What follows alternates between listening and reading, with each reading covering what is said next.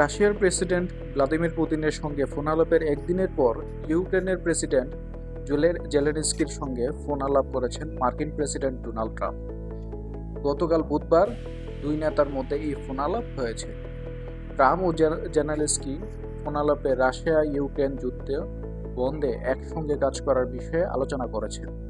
তিনি ট্রাম্পকে যুদ্ধ বন্ধে কাজ করার প্রতিশ্রুতি দিয়েছেন।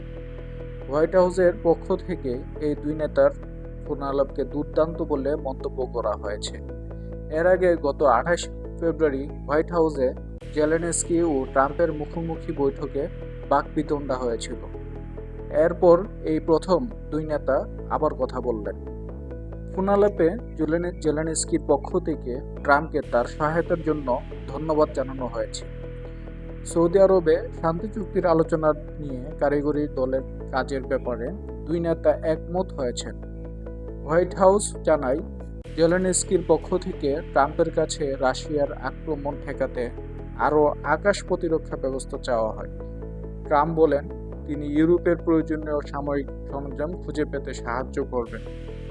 ট্রাম্পের পক্ষ থেকে গত মঙ্গলবারে পুতিনের সঙ্গে ফোনালাপ বিষয়ে জেলেনস্কিকে জানানো হয়।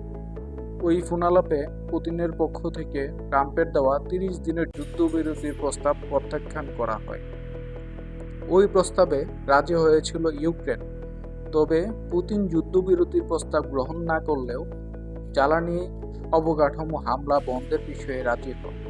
অবশ্য গতকাল বুধবার আবার জ্বালানি অবকাঠামোতে রাশিয়া ও ইউক্রেনের পাল্টাপাল্টি হামলার ঘটনা এই যুদ্ধবিরতির সম্ভাব্য সুযোগ নিয়ে সন্দেহ তৈরি হয়। তবে সংযুক্ত আরব আমিরাতের মধ্যস্থতায় দুই দেশে 175 জন করে বন্দি বিনিময়ে রাজি হয়েছে। মস্কো জানিয়েছে, তারা শুভেচ্ছায় নিদর্শন হিসেবে আরও 22 জন আহত ইউক্রেনীয়কে মুক্তি দিয়েছে।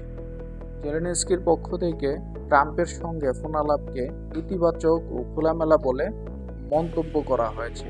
তিনি ট্রাম্পকে রুশ অবকাঠামোর উপর হামলা বন্ধ করার জন্য কিয়েভের প্রস্তুতি ও যুদ্ধবিরতির প্রতি তার প্রতিশ্রুতি নিশ্চিত করার কথা বলেছেন।